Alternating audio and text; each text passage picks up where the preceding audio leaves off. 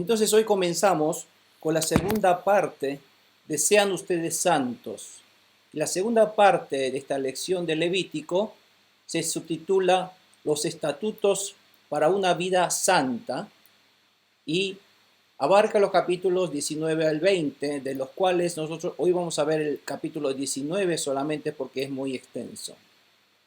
Vamos a primeramente con la pregunta número 1. A ver, la hermana Consuelo, si podría por favor contestarnos esta pregunta, leer y contestar esta pregunta. Adelante por favor, hermana Consuelo.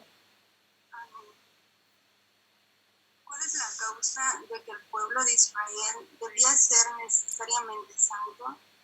El Señor le ordenó a Moisés que hablara con toda la asamblea de los israelitas y le dijera: sean santos porque yo, el Señor, su Dios, soy santo. Amén. Amén. Bueno, como podrán recordar, dijimos que el punto central de todo Levítico se trata de la santidad. Y expresamente en este versículo número 2, Dios le está diciendo que seamos santos, y la causa de por qué seamos santos es porque Dios mismo es santo. ¿Qué quiere decir esto? Quiere decir que aquí en lugar del Señor, donde dice la palabra Señor en mayúscula, tendría que estar el nombre de Dios, que son esas 4 letras, el tetragramón.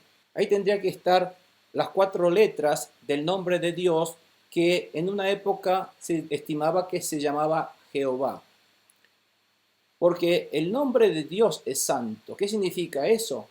Que Dios mismo es santidad. Y dijimos que santidad es el patrón, es la identidad, es la naturaleza de Dios, es cómo es Dios. Por lo tanto, ser santo es que como nosotros deberemos ser como Dios, que nuestra vida, nuestro comportamiento, nuestro patrón de juicio debería ser como nuestro Dios, porque Dios mismo es el patrón de comportamiento, porque Dios mismo es así. Como Dios es amor, Dios es justo, Dios es compasivo, Dios es perdonador, Dios es misericordioso, en fin. Esa cualidad, esa naturaleza es Jehová o nuestro Dios. Por lo tanto, como Dios es así, Dios quiere que su pueblo, cada uno de nosotros, seamos tal como es Dios. ¿Por qué? Porque nosotros hemos sido creados a la imagen y semejanza de Dios. Es decir, nosotros somos una copia, nuestro espíritu, nuestra forma de ser, nosotros como un ser somos una copia de nuestro Dios. Esta copia, cuando nosotros fuimos creados en el principio, esta copia de nuestro ser, nuestra cualidad como ser humano, ha sido tergiversada, ha sido destruido, ha sido distorsionado por la obra de Satanás, por el engaño de Satanás para que el hombre no obedeciera, no concordara con la personalidad de Dios. La personalidad del hombre debería ser como la personalidad de Dios, y esa personalidad de Dios es santo. Ahí está el objetivo, que el hombre pecador pasara a ser santo. Y esta modalidad de pasar del pecador a santo, a eso se le llama salvación. Por lo tanto, Dios está dando esta palabra al pueblo de Israel. Sabemos que el pueblo de Israel es un pueblo que Dios los sacó de la esclavitud de Egipto. Ahora Dios los quiere llevar a la tierra prometida de Canaán. Pero Dios sabe que esa tierra de Canaán está habitada por seres totalmente abominables, totalmente horribles en cuanto a su vida sexual, horribles en cuanto a su vida religiosa, adoran ídolos, matan personas como si quieran, explotan al prójimo. Es decir, justamente es la imagen del hombre deteriorada por la obra de Satanás. Es decir, de alguna manera Canaán hoy día, de esa gente parecerían que son hijos de Satanás. Viven una vida tan deplorable como si fuera de Satanás. Por eso Dios ordena al pueblo de Israel que vayan. Dios le promete esa tierra, pero le pide, Dios le manda a Israel a aniquilar, expulsar y aniquilar todo ese pueblo que está viviendo en Canaán. Y aunque vivan en esa tierra, Dios le está diciendo que ustedes no deberán imitar la vida de esa gente, sino deberán ser diferentes a esa gente, diferentes al mundo. Y esa palabra diferente también significa ser santo.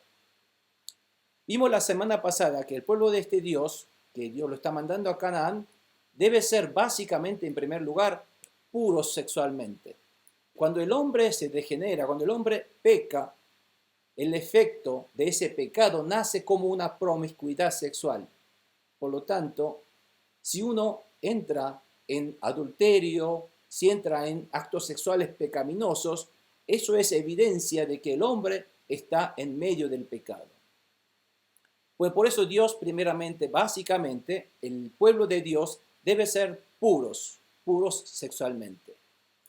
A partir de hoy, el capítulo 19, habla Dios acerca de los estatutos o reglamentos cívicos o deberes para ser un pueblo santo. Dijimos que ser un pueblo santo es un pueblo que obedece a la palabra de Dios y vive de acuerdo a la palabra de Dios. Dice, como Dios es santo por naturaleza, el pueblo de Dios debe ser santo porque fue creado a su imagen y semejanza y debe recuperar esa imagen y semejanza, similitud de la santidad de Dios. Por eso debemos ser santos. ¿Cómo la gente nos reconoce que somos pueblo de Dios? ¿Cómo la gente nos reconoce que somos cristianos? Es por nuestra santidad, es decir, por nuestra forma de llevar nuestra vida, es forma de nuestra creencia, por ver nuestras actitudes de enfrentar situaciones. En todas estas situaciones, todo cristiano vivimos obedeciendo los estatutos, es decir, las palabras y los mandamientos de Dios, que es una obligación y deber. Por lo tanto, todo pueblo de Dios es aquel que debe no solamente inhibirse, abstenerse de las cosas de este mundo, sino positivamente, activamente, debemos actuar obligadamente, deberes, obligaciones, mandamientos de Dios. Esos son lo que debemos nosotros hacer como pueblo de Dios. Pero en estas obligaciones y deberes existen dos clases de obligaciones.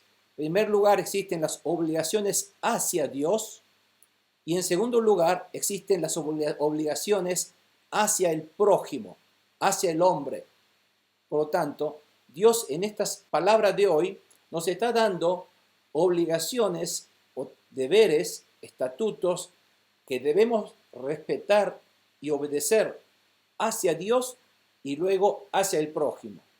¿Está claro? Por lo tanto, son dos los destinatarios. Cómo debemos obedecer hacia Dios y cómo debemos actuar hacia nuestro prójimo. De ahí sale la palabra de Jesucristo, en el cual donde dice que todas estas leyes, si resumimos las leyes de Moisés, se refiere en primer lugar, la más grande de los mandamientos es primero amarás a tu Dios con todo tu esfuerzo y corazón, ¿no es cierto? Y en segundo lugar, amar a tu prójimo como si fuera a ti mismo. Entonces, esta palabra de hoy, todos los mandamientos y los estatutos de Dios, está dirigido en primer lugar a amar a Dios y luego amar al prójimo. Vamos a la pregunta número siguiente. A ver, hermana Aileen, por favor. ¿Qué mandamiento Dios les ha dado para que temieran a tanto a Dios como a su madre y a su padre? Respeten todos ustedes a su madre y a su padre y observen mis sábados. Yo soy el Señor de su Dios. No se vuelvan a los ídolos inútiles, ni se hagan dioses de metal fundido. Yo soy el Señor su Dios. Amén. Bueno, el siguiente mandamiento que Dios le está dando se refiere a que nosotros debemos respetar a su madre y a su padre, es decir, respetar a los padres. Bueno, algunos dirán, pero ¿cómo voy a respetar a mi padre si es un ladrón? ¿Cómo voy a respetar a mi madre si es una prostituta? Puede ser. Nosotros podemos elegir amigos, pero hay cosas que nosotros no podemos elegir y es elegir padres o madres. Nosotros venimos a este mundo gracias a nuestros padres, que estos padres en realidad han sido instrumentos de Dios, más allá de sus personalidades. Ellos han sido instrumentos de Dios porque sabemos que tener hijos no es obra del hombre. Han sido instrumentos de que hayan tenido a mí y que me haya dado vida en este mundo. Por lo tanto, si nosotros estamos desobedeciendo y no respetando a nuestros padres, esto significa que estamos también desobedeciendo o no respetando la obra de Dios hacia mí que fue realizado a través de nuestros padres. Es decir, yo no elegí a mis padres, sino que Dios hizo la obra de Dios de que yo tuviera a esos padres que Dios me ha dado. Por lo tanto, en primer lugar, independientemente de la personalidad de nuestros padres, Dios nos ordena que nosotros debemos respetar a nuestros padres que fueron obra de Dios para dar mi vida a este mundo.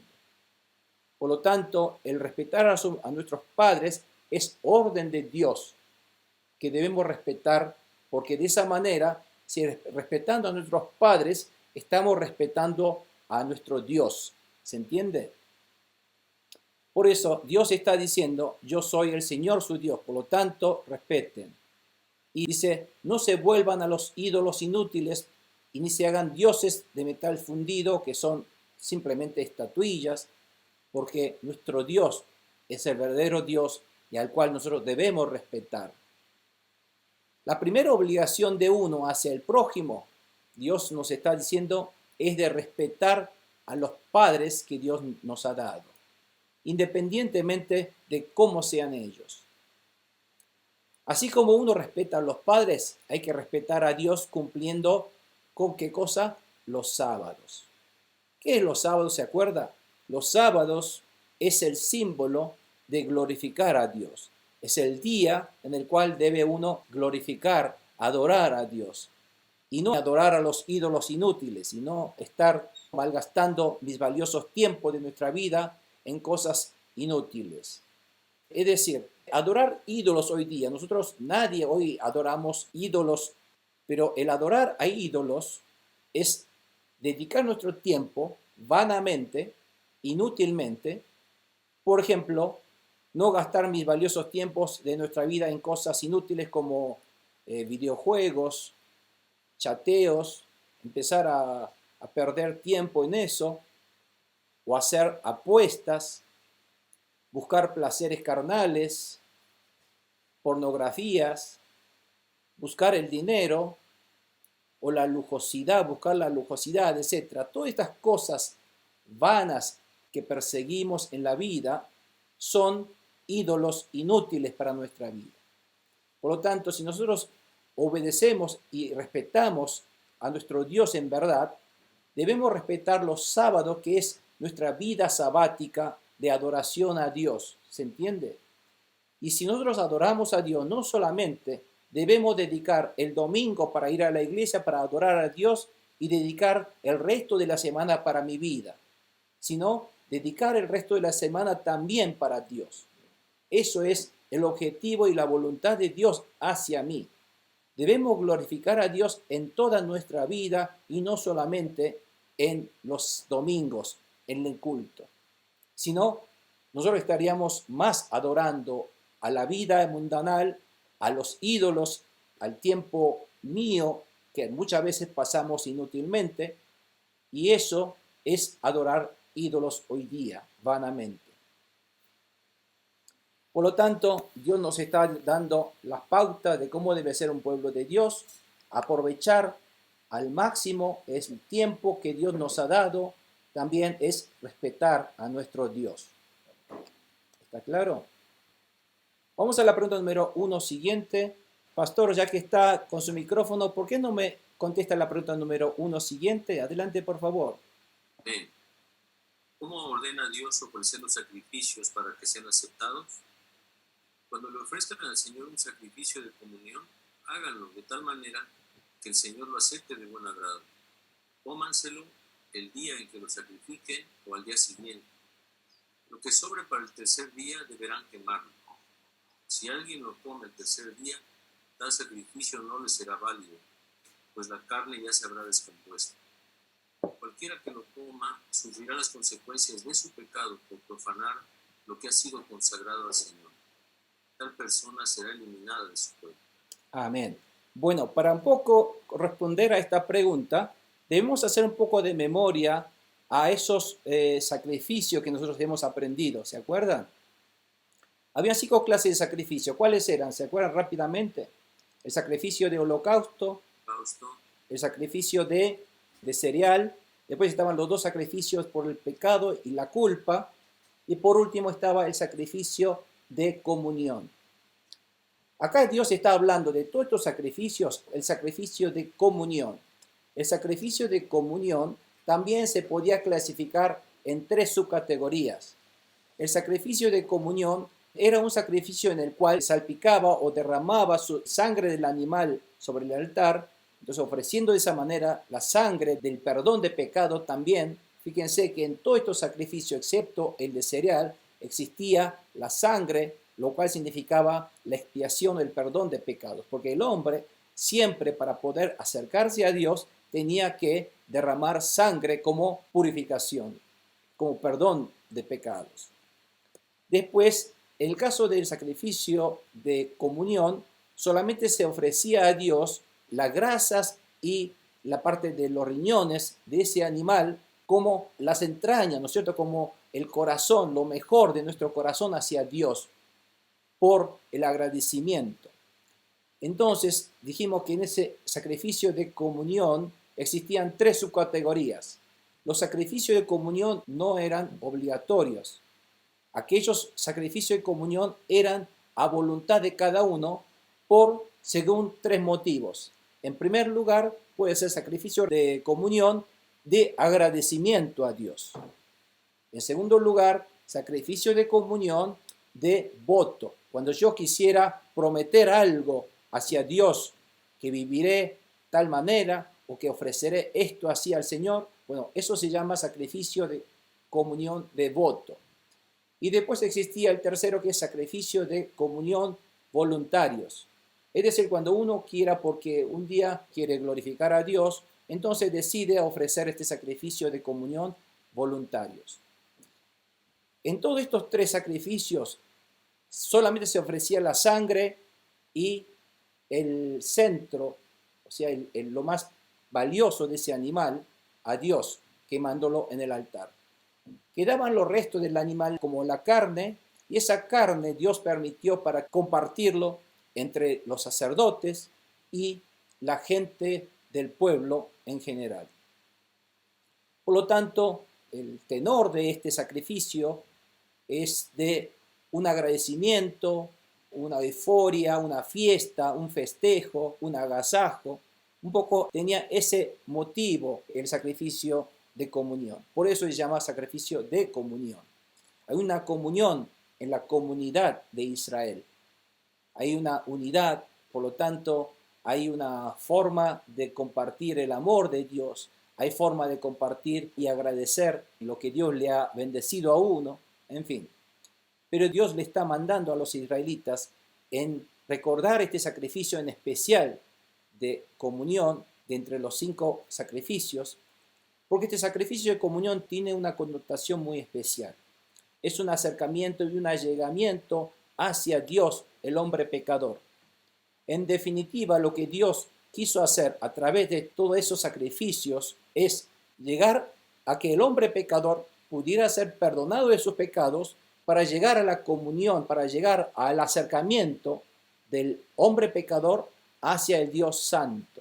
En definitiva, ese es el objetivo en el cual nosotros, para que entremos en esta relación de comunión con Dios, para que Dios esté en mi vida, obrando en mi vida, y que yo esté lleno del Espíritu Santo de Dios, cumpliendo su palabra, glorificando a Dios en medio de un gozo, de festejo, de alegría, como una fiesta en nuestra vida. Este es el objetivo. Y este objetivo ha sido logrado gracias a Jesucristo.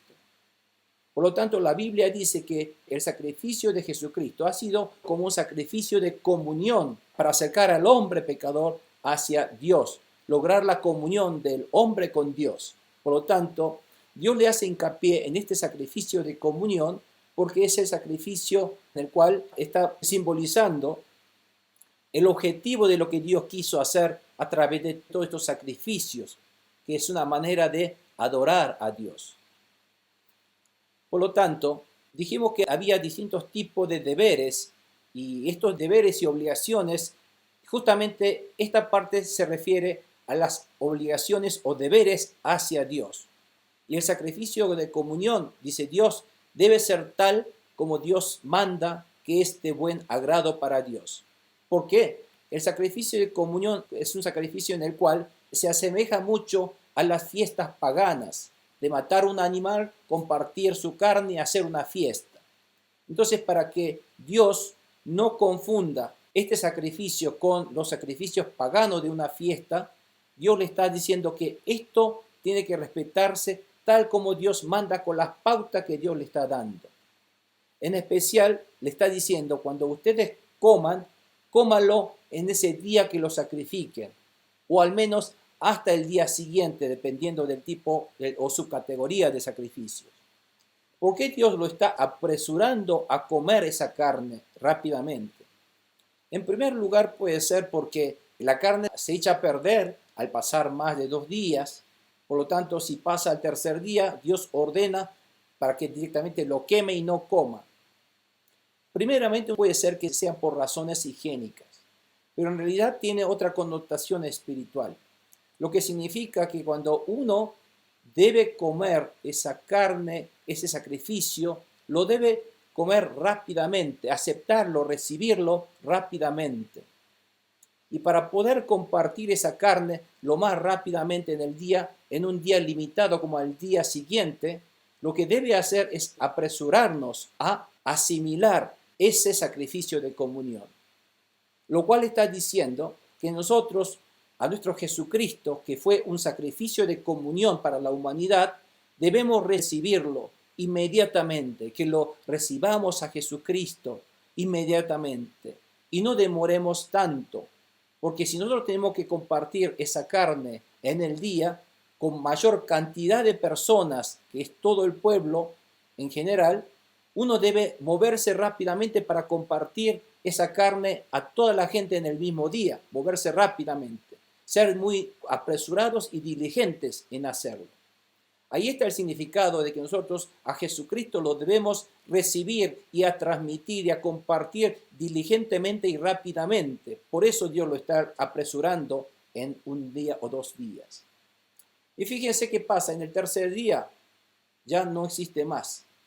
Y no es por ninguna razón que nuestro Señor Jesucristo al tercer día ya no fue más un sacrificio. ¿Se acuerda? Fue sacrificado un viernes a la noche, antes del sábado, porque esa noche comenzaba el sábado. Luego el segundo día fue el sábado, el Shabbat. Y ya después de 2 días Jesucristo en la tumba, Jesús estuvo solamente 2 días en la tumba como sacrificio de comunión. Y ya el tercer día ya resucitó. O sea, todo esto Dios le está dando una explicación, una importancia tal en el sacrificio de comunión porque se refiere, simboliza sacrificio de nuestro Señor Jesucristo en la cruz de Calvario. Vamos a la pregunta número siguiente. Hermano Fernando, por favor. ¿Qué postura del corazón debía tener el pueblo de Dios en cuanto a la relación con el prójimo? Cuando llegue el tiempo de la cosecha, no siguen hasta el último rincón de sus campos, ni recojan todas las espigas que allí queden. No rebusquen hasta el último racimo de sus viñas, ni recojan las uvas que se hayan caído. Déjenlas para los pobres y los extranjeros. Yo soy el Señor su Dios. No roben, no mientan, no engañen a su prójimo. No juren en mi nombre solo por jurar, ni profanen el nombre de Dios. Yo soy el Señor. No explotes a tu prójimo, ni lo despojes de nada. No retengas el salario de tu jornalero hasta el día siguiente. No maldigas al sordo, ni le pongas tropiezo al ciego, sino teme a tu Dios. Yo soy el Señor. No perviertas la justicia, ni te muestres parcial en favor del pobre o del rico, sino juzga a todos con justicia. No andes difundiendo calumnias entre tu pueblo, ni expongas la vida de tu prójimo con falsos testimonios. Yo soy el Señor. No alimentes odios secretos contra tu hermano, sino reprende con franqueza a tu prójimo para que no sufras la consecuencia de su pecado. No seas vengativo con tu prójimo, ni le guardes rencor. Ama a tu prójimo como a ti mismo. Yo soy el Señor. Amén. Gracias. Amén. En estos versículos del 9 al 18, Dios le está dando toda una mandamientos hacia el prójimo y solamente hay un deber hacia Dios. Si ustedes se acuerdan, aquí en el versículo 12, Dios está hablando que nosotros no debemos tomar en vano el nombre de Dios y jurar por solo jurar. Esto de solo por jurar es cuando la gente quiere mentir a alguien y cuando la gente no me quiere creer, yo digo, sí, te lo juro por Dios. Y involucra a Dios en algo que uno está mintiendo. En este tipo de casos está refiriendo Dios, no jurar por jurar, porque de esta manera uno está profanando el nombre de Dios. Y todo lo demás que son deberes y obligaciones hacia el prójimo, no voy a agregar más nada porque son todos muy claros, ¿no es cierto? Una de las cosas que nosotros debemos poner atención es que fíjense cómo Dios dice, cuando llegue el tiempo de la cosecha, cuando lleguen a cosechar, dice, no cieguen, no cosechen hasta el último rincón de sus campos. Y si durante la cosecha, si caen algunas de las espigas, no recojan todas las espigas que allí quedaron y cayeron. Déjenlo, dejen para los pobres, para la gente que necesitan. Es decir, Dios está ordenando, si uno tiene mucha riqueza, si uno tiene una cosecha, también deberá prever para los necesitados, para un prójimo que esté en apuros o en necesidad. Es decir, que Dios le está dando una noción de una comunidad, que somos todo un pueblo, una comunidad, y no un egoísmo. Esto es lo mío, hoy día la gente es muy individualista, esto es lo mío, este es mío, por lo tanto no me toques. No, Dios dice, somos un pueblo de Dios, todos somos hermanos en Dios, por lo tanto debemos compartir, debemos darle. Si hay algún hermano necesitado en apuro, debemos ayudarlo. Esto es el espíritu de la ley de Dios. Dice, no rebusquen hasta el último racimo de su viña. Dice, si tienen uvas todavía sin cosechar, no recojan todas las uvas. Y si hay alguna uva caída que todavía se puede comer, déjenlos para los pobres y los extranjeros. Los extranjeros eran hombres que habían sido liberados de Egipto por obedecer a la palabra de Dios y han pasado a ser parte de la comunidad. Por lo tanto, toda esa gente necesitadas y difíciles, entonces ayuden también para ellos. Ese es el mensaje y el orden de Dios. Bueno, el de no robar, no mentir, no engañar, todo esto no hace falta hablar, ya estamos mucho más entendidos de todo esto. Y estos son los deberes hacia el prójimo. Y nosotros vemos en la pregunta número siguiente, hemos un poco ampliado este sector, esta sección de los versículos 12 al 14, de no jurar en mi nombre, porque Dios quiere que nosotros no invoquemos o no usemos el nombre de Dios en vano, porque esto fue una orden terminante de los 10 mandamientos. No invocarás el nombre de Dios en vano o tomar a la ligera, pues eso es un agravio, una ofensa contra Dios, porque es profanar el nombre de Dios. Por lo tanto, debemos tener muy presente de que el nombre de Dios es la personalidad de Dios mismo. Por lo tanto, cuando nosotros invocamos y utilizamos el nombre de Dios, estamos involucrando a Dios en eso. Por lo tanto, debemos tener mucho cuidado en cómo invocar el nombre de Dios. Este es un tema que para los israelitas es tan terminante.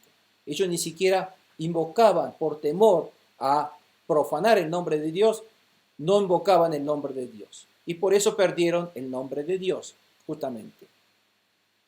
Y otra de las cosas que Dios le está mandando es que la ley de Dios es que el fuerte debe servir al débil. ¿Cómo es hoy día en el mundo? Hoy día en el mundo la gente está utilizando la ley de la selva. ¿Qué es la ley de la selva? La ley de la selva, ¿vieron? El más fuerte come al más débil. Es decir, el que tiene más poder, tiene más dominio y puede hacer lo que quiera con el más débil en autoridad. El más rico es el que manda sobre los pobres y los esclaviza. Pero acá Dios lo que quiere es cuando, si tú eres más fuerte, si tú eres más rico, si tú tienes más autoridad, entonces tiene que ser más servicial para aquel más débil. Tiene que ser considerado con aquellos que son más débiles. Porque ese es el ejemplo que nos mostró nuestro Señor Jesucristo. Jesús, que es Dios Todopoderoso, el Creador del universo, no hay nadie más alto que nuestro Dios Jesucristo. Bueno, Él vino a servir al pecador, cada uno de nosotros que somos unos pecadores. Y no vino para ser servido, sino para servirnos, para ayudarnos, para beneficiarnos con su sacrificio, con su vida, con su sangre y con su dolor y con su castigo, e inclusive soportar esos dolores y castigos para el beneficio del más débil y pobre pecador que somos nosotros. Ese espíritu, esa cualidad, esa personalidad es Dios. Y si nosotros somos una copia, una imagen de nuestro Dios, debemos ser así. Si nosotros tenemos mayor autoridad, mayor riqueza, gracias a Dios y nos ha dado mayor riqueza, debemos servir a aquel que está en necesidad o más pobre. Y así debe ser el pueblo de Dios.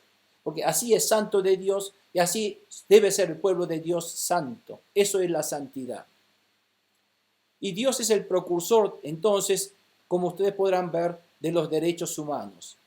Hoy día todos hablan de los derechos humanos, pero el verdadero precursor de los derechos humanos fue nuestro Dios, hacia el ser humano, que es una criatura creada a la imagen y la semejanza de nuestro Dios.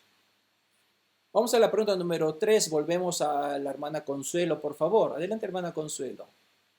Dice, ¿cómo prohíbe Dios sobre lesiones sexuales impuras?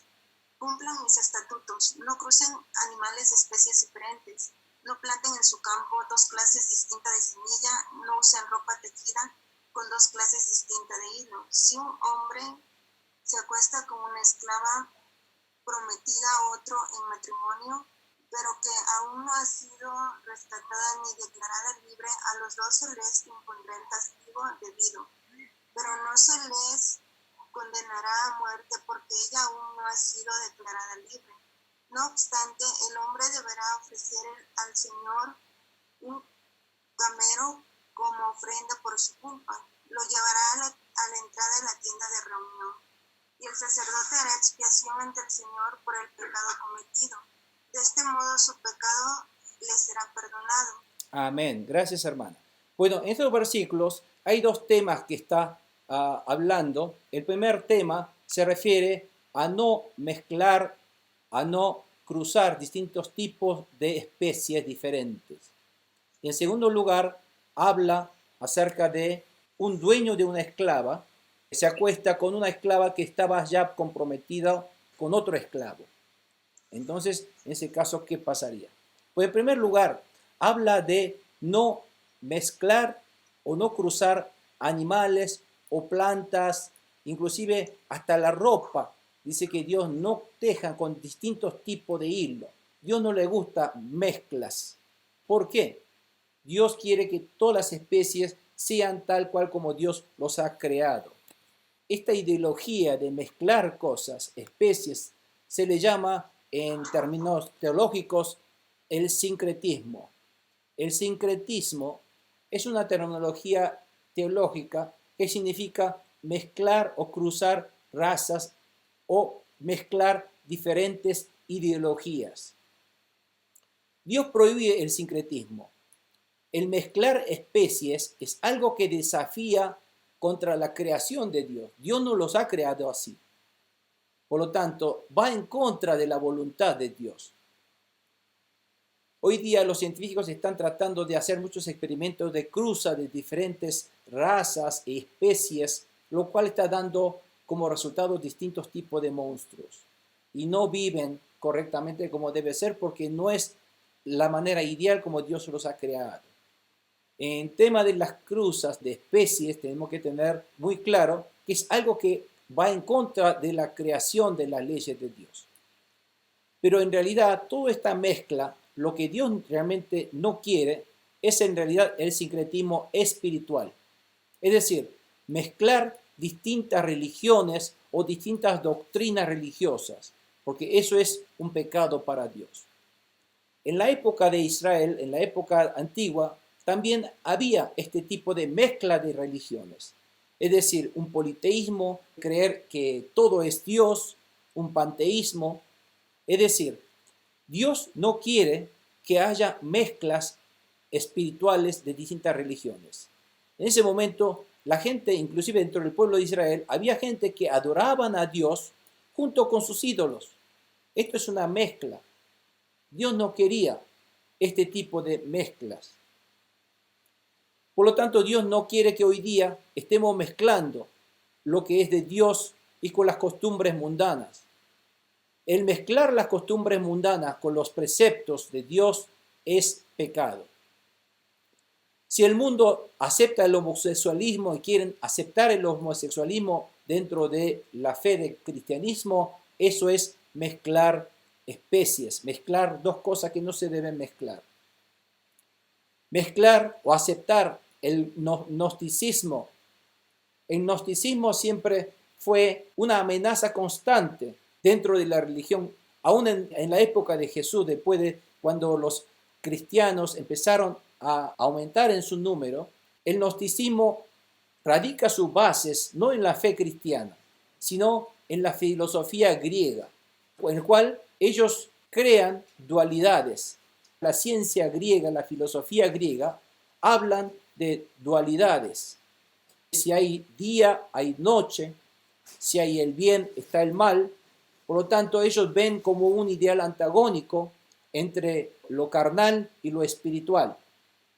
Por lo tanto, introducen esta ideología dentro del cristianismo y fueron grandes amenazas en los comienzos de las primeras iglesias primitivas cristianas, en lo cual estaban dañando, hiriendo, deformando y distorsionando la fe cristiana en aquel momento, diciendo que no, si todo total lo que se salva es el espíritu, por lo tanto el cuerpo no importa cómo vivas.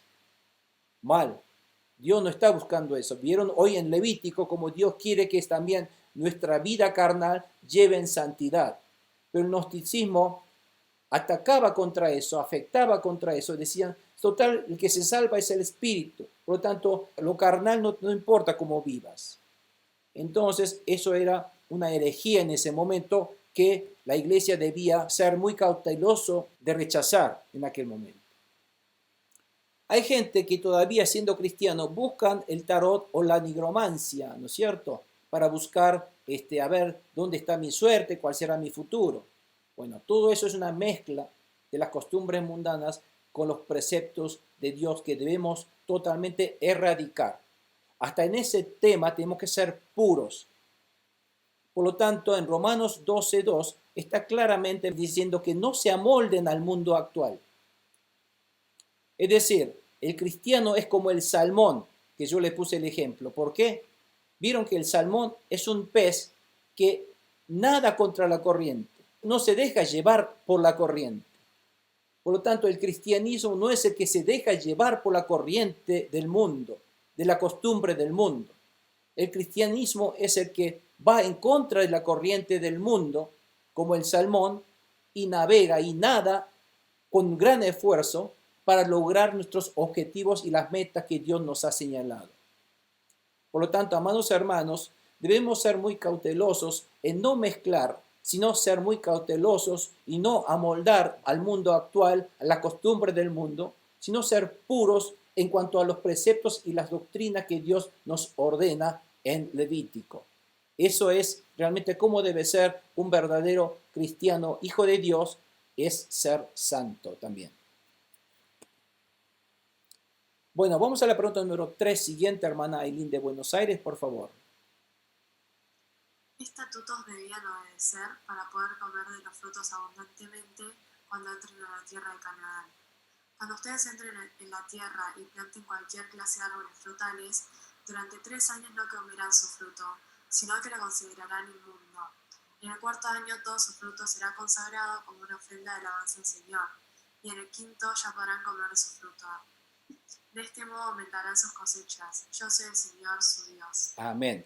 Bueno, muchas veces cuando algunos hermanos cuando leyeron esta parte no entendían, dice, ¿por qué Dios quiere que no coma los frutos durante los 3 años cuando ustedes entren a Canaán y cuando empiezan a plantar sus árboles frutales, no coman de su fruto durante los 3 años? Bueno, en agronomía hablan de que porque cuando el árbol todavía es muy bebé, cuando es recién plantado, todavía no está llegando a dar fruto con todos sus nutrientes, por lo tanto el sabor del fruto es agrio o amargo, en fin, no es tan dulce.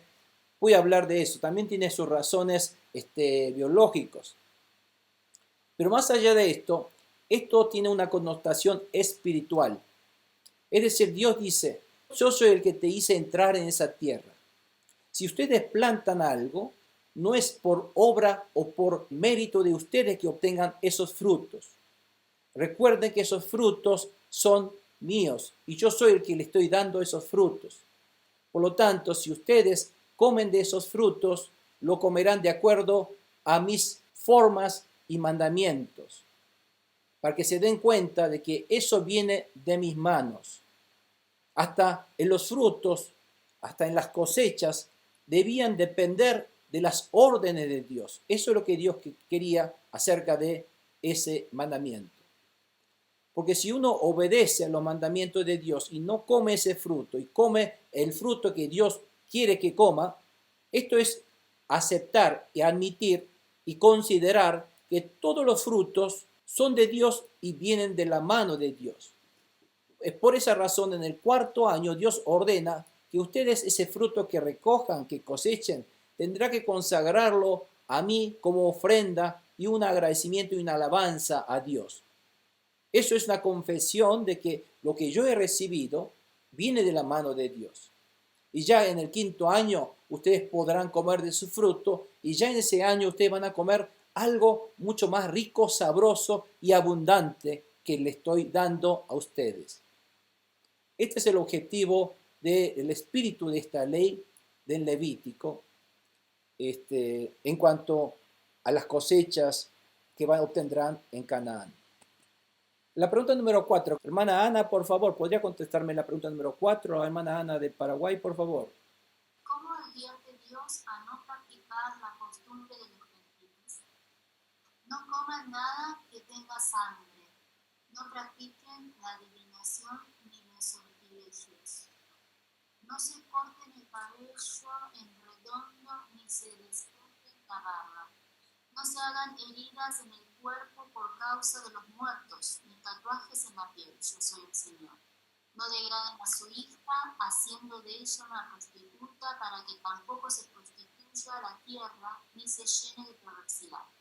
Observen mis sábados y tengan reverencia por mi santuario. Yo soy el Señor. No acudan a la nigromancia, ni busquen a los espiritistas, porque se harán impuros por causa de ellos. Yo soy el Señor, su Dios. Amén.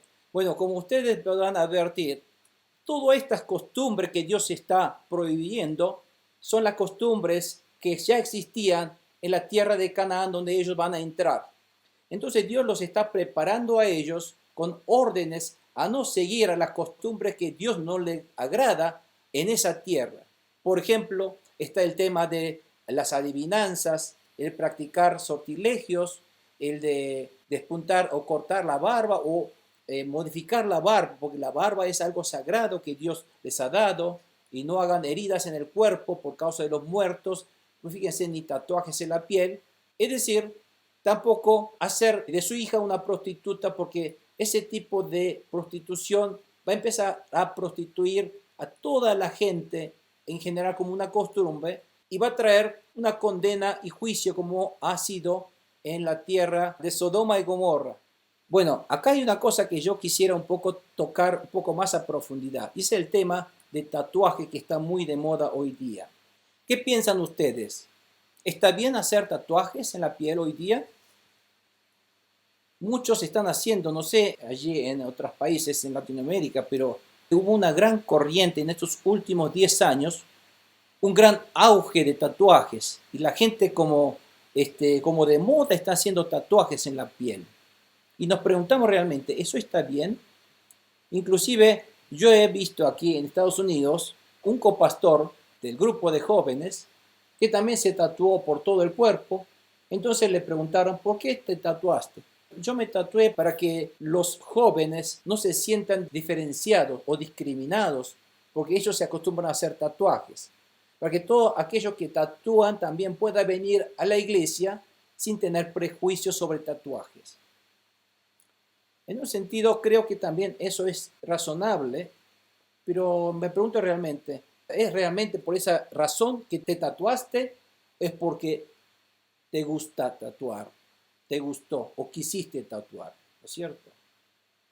Porque si tú eres realmente un copastor, tendría que tener en cuenta qué es lo que la Biblia te manda. Y vamos a ver un poco en la pregunta, en estos puntos que les he marcado aquí. En primer lugar, tenemos que tener muy claro qué son los tatuajes. Los tatuajes eran para adorar a los muertos en la antigüedad. Como ustedes podrán ver aquí, aquí dice en el versículo 28, no se hagan heridas en el cuerpo por causa de los muertos, como tatuajes en la piel. Por lo tanto, los tatuajes tenían un origen de adorar a los muertos en la antigüedad, lo cual es algo contra de la voluntad de Dios. Hoy día sabemos que en México adoran a los muertos. Primero habrá comenzado a respetar a los muertos, pero llega ahora un momento hasta de adorar a los muertos, a deificarlos o a glorificar a ellos. En realidad, adorar a los muertos tiene un origen no santo de Dios. Dios en ningún momento dijo que adorara a los muertos. Eso no es palabra de Dios. Por lo tanto, el adorar a los muertos tiene un origen satánico. Todo lo que no es de Dios es satánico, no es santo. Por lo tanto, los tatuajes no tienen un origen santo de Dios. No es un mandamiento de Moisés el de tatuar. Al contrario, el mandamiento de Moisés justamente prohíbe el tatuaje porque tiene un origen no santo de Dios, de Satanás, justamente por adorar a los muertos. Hoy día, ¿por qué creen que el enemigo Satanás está haciendo marcar a aquellos con lastimar al cuerpo de uno, tatuándolo, para de esa manera espiritualmente uno está desobedeciendo la palabra de Dios y está marcando en su cuerpo, lastimando el valioso cuerpo que Dios le ha dado a uno para corresponder, para hacer una marca como que uno está más obedeciendo a Satanás que a Dios. Por lo tanto, ¿creen que esto realmente es un tema de moda? Es cuestión... En realidad se están marcando para marcarse como hijos del diablo. Exactamente. Yo coincido con usted, pastor, de que realmente el de tatuar es realmente uno sellar de que pertenezco a Satanás. Y muchas veces lo que uno está tatuando, si ustedes se fijan en los tatuajes, generalmente lo que está tatuando en ese lugar no está tatuando algo muy sagrado.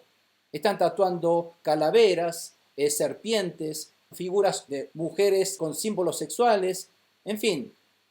Todos estos tipos tienen un origen satánico, camuflado de moda. Por lo tanto, si no te tatúas, realmente eres una persona fuera de moda. No sabes lo que es la moda actual. Por lo tanto, la juventud de hoy considera el tatuaje como un elemento de moda, pero ciertamente y con toda determinación y contundencia les digo que Dios prohibió el tatuaje. Por lo tanto, no es de un origen de Dios, no es de agrado para Dios. Lo mismo los aretes, ¿se acuerdan? Hoy día muchas personas utilizan los aretes en las orejas como un adorno, como de belleza, de moda. Pero en realidad los aretes también tienen un origen no de Dios. Los aretes eran utilizados como un símbolo o de una marca de una esclavitud en aquel momento, o también eran símbolos, porque llevaban, yo les mostré cuando estudiamos esto en Éxodo, que en las arqueologías antiguas se mostraban los aretes con figuras de ídolos paganos de esa época. Por lo tanto, para que uno no llevara su amuleto, una estatuilla para que lo protegiera a uno, en vez de llevar esa figura pequeña, un adorno o una estatuilla que siempre lo llevaba, uno se dedicaba a llevarlo en el arete siempre colgado con la figura de ese ídolo. Por lo tanto, los aretes en la antigüedad, en Egipto, vimos que son símbolos de idolatría. Por lo tanto, si uno utiliza los aretes, hoy día puede ser por de moda. Pero si nosotros sabemos muy bien los orígenes y los objetivos, eran los aretes símbolo de idolatría, de tal manera, cuando se acuerdan, aprendimos en Génesis, cuando Jacob regresó de Patán Aram y cuando estaba residiendo en Siquem, donde también fue violada su hija, y entonces, ¿qué hizo? Dios dijo, sube a Betel. Entonces, en el momento recién de subir a Betel, regresar a la vida de promesa de Dios, no a la vida mundanal, lo que hizo en ese momento, ¿se acuerdan? Que todas sus esposas, sus esclavos, se sacaron todos los aretes y lo enterraron. Cosa que debemos deshacernos, erradicarnos de todo aquel símbolo o forma de idolatría en nuestra vida. Por eso, ese significado tienen los aretes. Por lo tanto, si no porque utilizó un arete, Dios no lo va a estar castigando. Pero tenemos que entender muy bien de dónde viene, qué son estos simbolismos de los tatuajes y de los aretes, y si es algo que no viene de un origen santo de Dios, y si uno quiere ser un pueblo santo de Dios, tenemos que tomar decisiones de ser purificados y eliminar todos esos tipos de elementos que son de desagrado para Dios.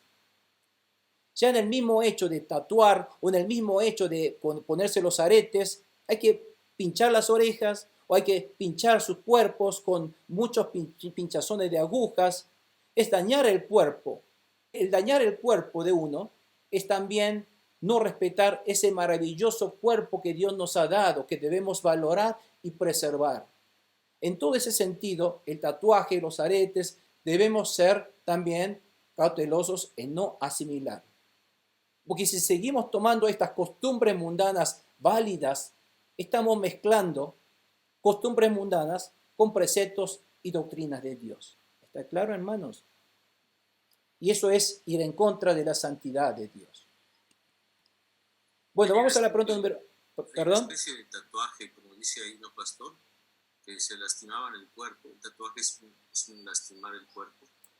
Bueno. Hoy día... muertos, ¿no? Es así, pastor. Hoy día, por ejemplo, la gente conoce como tatuaje simplemente pinchar con agujas entintadas. En la antigüedad, el tatuaje se hacían de diferentes maneras. Hoy día le ponen anestesia para que no le duela, pero en la antigüedad también le hacían heridas cortadas así de la piel con cuchillo directamente. Le hacían cicatrices, le hacían varios tajos en la piel como símbolos para que se cicatricen y que dé una forma. Por lo tanto, y algunos lugares, si ustedes ven, hay algunos pueblos indígenas, inclusive en Latinoamérica o en África, directamente debajo de la piel, hacían un tajo en la piel y debajo de la piel le insertaban granos debajo de la piel, dejando una piel rugosa y protuberante. Es decir, de todas diferentes maneras de dañar y lastimar el cuerpo maravilloso que Dios nos ha dado, que debemos preservar, ¿no es cierto? Así es, pastor. En un sentido espiritual está relacionado con recordar a los muertos, ¿no? Hacer algo por los muertos. Exactamente. Hay algo ahí en el fondo en donde la persona que murió, ¿no? La persona que se recuerda, cosas del corazón que no están liberadas, ¿no? También. Y llevan a seguirse dañando. Claro. O no solo en el sentido de la piel, sino el contacto, sigue en contacto con el muerto. Exacto. Fíjense que también porque el muerto en general, el que adora, es aquel que todavía es hijo de Satanás. Entonces, Dios prohíbe estos actos porque está relacionado con satanismo de alguna manera. Entonces, tenemos que entenderla y tomarla muy precavidamente, con mucha cautela, el tema del dañar el cuerpo. Algo que expresamente Dios le está prohibiendo.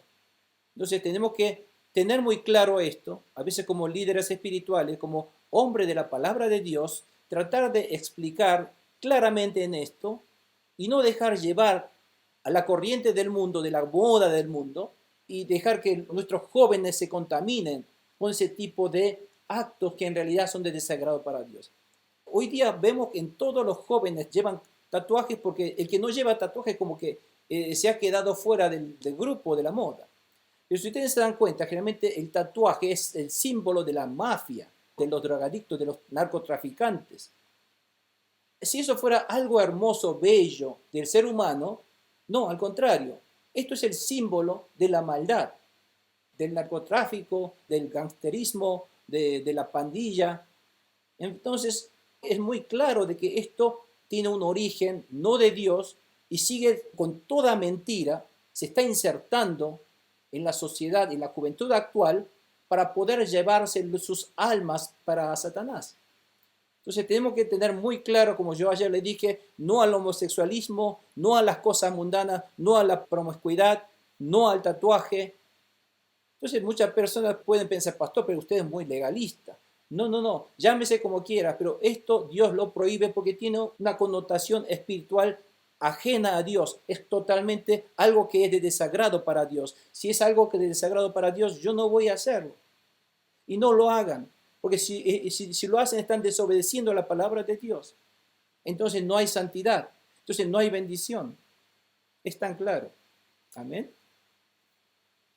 Tenemos que empezar a enseñar a nuestros jóvenes. Por eso yo no creo que ustedes están teniendo tatuajes, pero para que nos concienticemos, para cortar con esto, que está engañando a Satanás en la mente de la juventud para que sigan teniendo cada vez más. No sé, pero esto es como una adicción. Yo conozco aquí un primo de mi esposa que empezó con un pequeño tatuaje en el brazo. Y después, y esos son carísimos, empezó a hacer más tatuajes, cada vez más y más, y quiere hacer más y al final llegar a cubrir su cuerpo.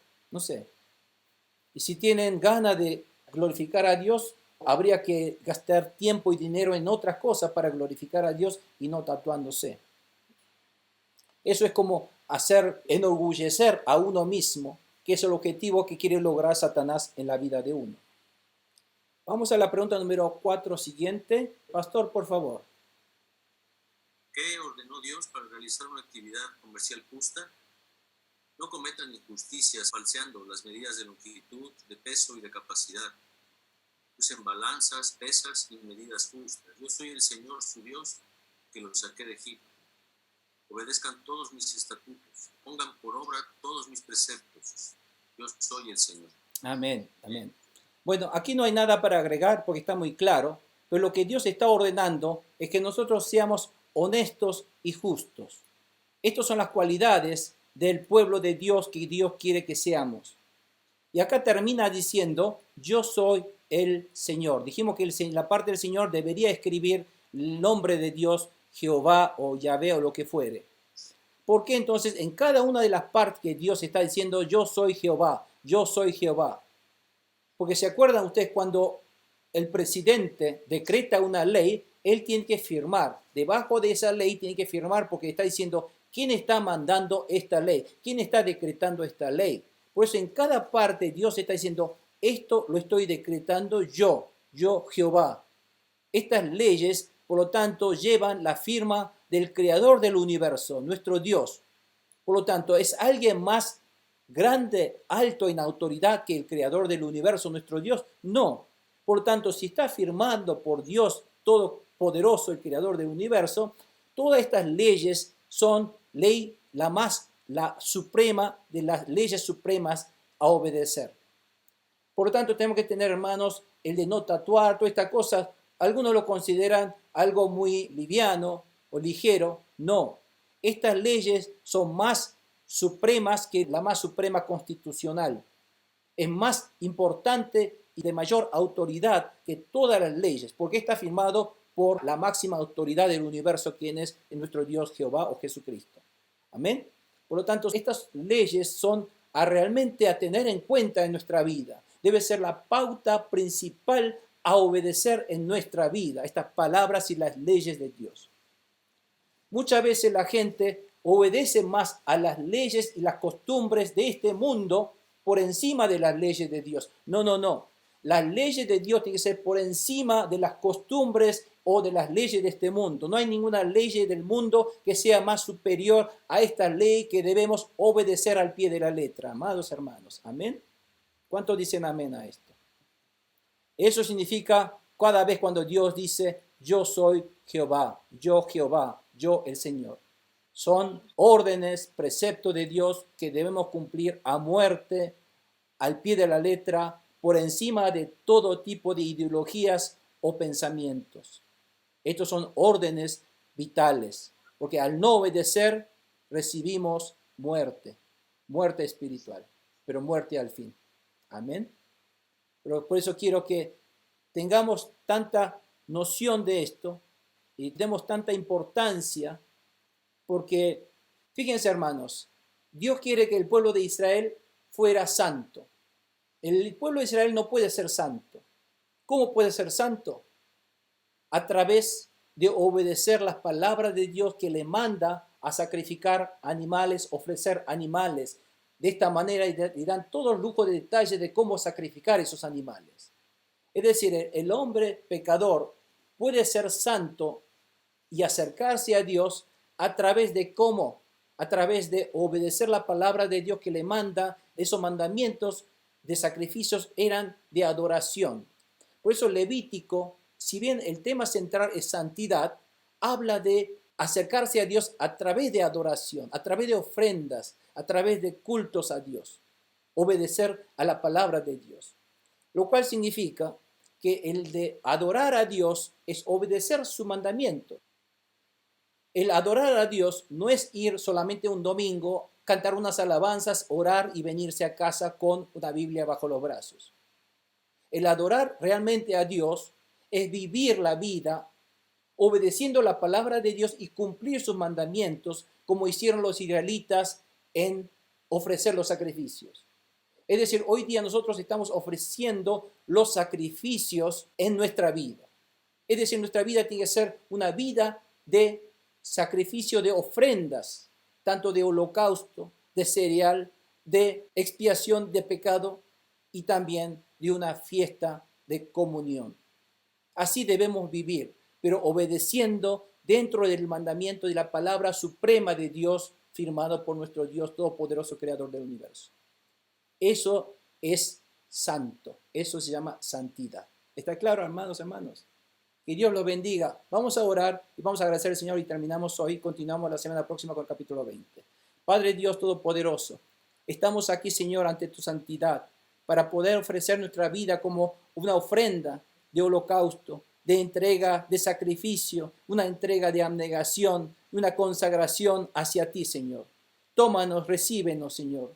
Primeramente, derramamos nuestra sangre. No derramamos. Ya Cristo derramó la sangre, Señor, y confiamos en esa sangre maravillosa y preciosa de Cristo derramada en la cruz de Calvario por mis pecados, que he sido limpiado y santificado, Señor. Y por eso, Señor, queremos con nuestra vida entregar y vivir de acuerdo a tu palabra y tus mandamientos, cortar por lo sano, erradicar todos los elementos de tu desagrado, Señor, en nuestra vida, sino llenarnos solamente con la pureza que tú quieras para hacernos semejantes a tu santidad, Señor. Queremos ser ese pueblo santo a tu naturaleza de santidad como tú eres, mi Dios.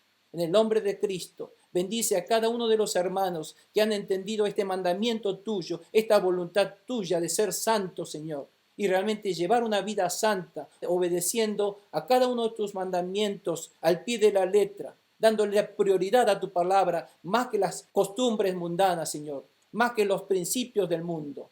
Damos a ti, Señor, el lugar número 1 de obediencia, el trono de mi corazón en nuestra vida. Bendigo tu nombre maravilloso, Jesús, el nombre en el cual reprendo todo tipo de enemigo en esta noche, toda obra y engaño del enemigo Satanás en la vida de tu pueblo y de sus hijos descendientes, Señor. Dales esa sabiduría a través del Santo Espíritu, para que todo espíritu engañador, todo espíritu maligno, todo espíritu de oscuridad que quiera empezar a infiltrar pensamientos en contra de ti, Señor, para engañarlos y para poder convertir en sus esclavos el enemigo. Señor, reprendo, expulso, rechazo todo tipo de obra del enemigo en su vida, Señor. Que la sangre de Cristo sea derramada en esta noche en todo tu pueblo, para que sean limpiados sus mentes, sus pensamientos y renovados en el espíritu por la sangre de Jesucristo, para que podamos vivir nuestra vida como una ofrenda sagrada y santa para ti, Señor, en el nombre de Jesús. Bendícelos, Señor, tócalos, Espíritu Santo de Dios, muévelos, Señor, y vislumbra tu verdad en sus vidas para obedecer y arrepentirnos de todas nuestras faltas pasadas, todos nuestros malentendidos pasados, Señor, y entregar nuestra vida en el nombre de Jesús para tu gloria, a la gloria del nombre maravilloso, Señor Salvador, Jesucristo, amor, nuestro Señor, todopoderoso, Rey y Gobernador de nuestra vida. En el nombre de Jesús, los bendecimos. Amén y amén. Gracias, Señor.